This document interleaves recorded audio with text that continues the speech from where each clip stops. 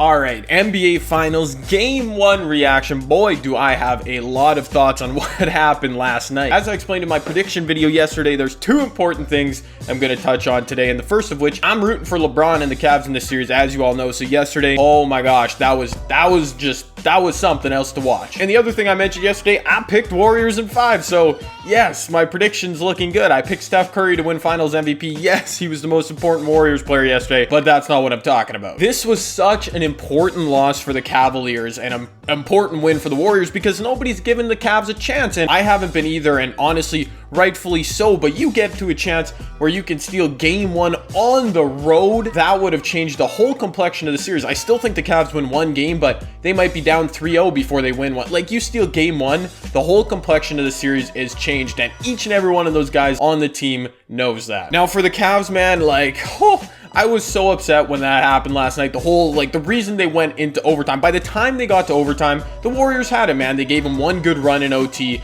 and it was over. And you can tell the Cavs looked defeated to a man when that OT period started. But dude, I cannot believe that game went to OT. Obviously, we know what J.R. Smith did. He really screwed up, but I'm going to give J.R. the benefit of the doubt. Now, I'm not as mad at him now. I mean, there's no telling if the Cavs would have made a game-winning shot, if he would have made the right play had he not dribbled out the clock. Yes, it was a boneheaded mistake, and he just had no awareness of what was happening. That can't happen. But you know what? I give him a little bit of the benefit of the doubt. I mean, you really have to backtrack events to see what happened to lead there. George Hill, to his credit, he shouldn't have been put in that situation. I mean, it was the right play LeBron made. He got 2 free throws. I give George Hill credit for making the first one. He missed the second, but like, you know what? It is what it is. I wish he would have made it, but I'm not going to hate on George Hill for that. The real issue I have, and I know it's going to sound like I'm just complaining about the refs, but the block charge on Kevin Durant, I mean, that changed the whole game. It changed the whole outcome of the game. Had the Cavs gotten that call, had the play stood the way they called it on the floor, the Cavs have the ball, 36 seconds left. They can get a 2-for-1,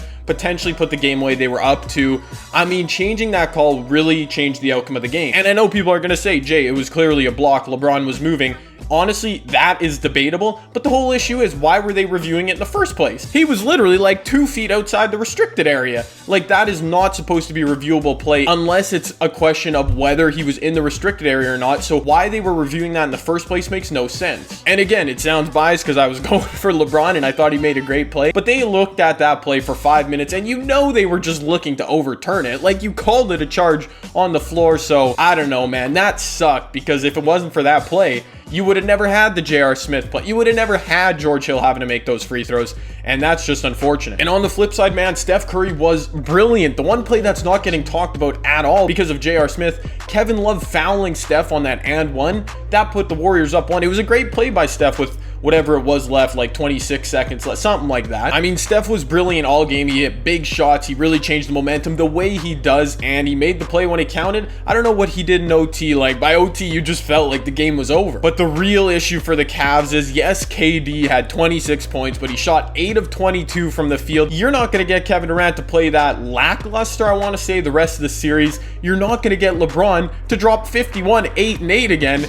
And in that performance, with all those circumstances, you lost. That's why it's more of a big loss than I think people are giving the Cavs credit for. I mean, on one hand, you might think, well, you know what? They came this close. They should have won this game. Maybe we can have a series. But to me, I looked at this and thought, you know what? The Cavs, they played nearly a perfect game. Kevin Love was really good too, in addition to LeBron's monster performance. And for the Warriors, they have so much more to give. I mean, Kevin Durant was not Kevin Durant. Draymond was okay. The rest of them were okay, but I don't know, man. If they even get a little bit more from their guys, like, Cleveland can't do this for 6 more games. And again, I hope I'm wrong for the sake of my my fandom for LeBron and the Cavs, but my prediction was Warriors in 5, and I am feeling confident about that. Especially, I mean, Iguodala is going to come back at some point. Not that he can stop LeBron, but at least you won't have Kevon Looney playing important minutes for the Warriors. And I don't know, man, let me know your thoughts. Those are just my condensed thoughts. I could have gone on for 20 minutes last night because that was just something else. I can say now, it was a great game to watch. I thought each of these games might end up being a blowout. That's often how it is with these teams, but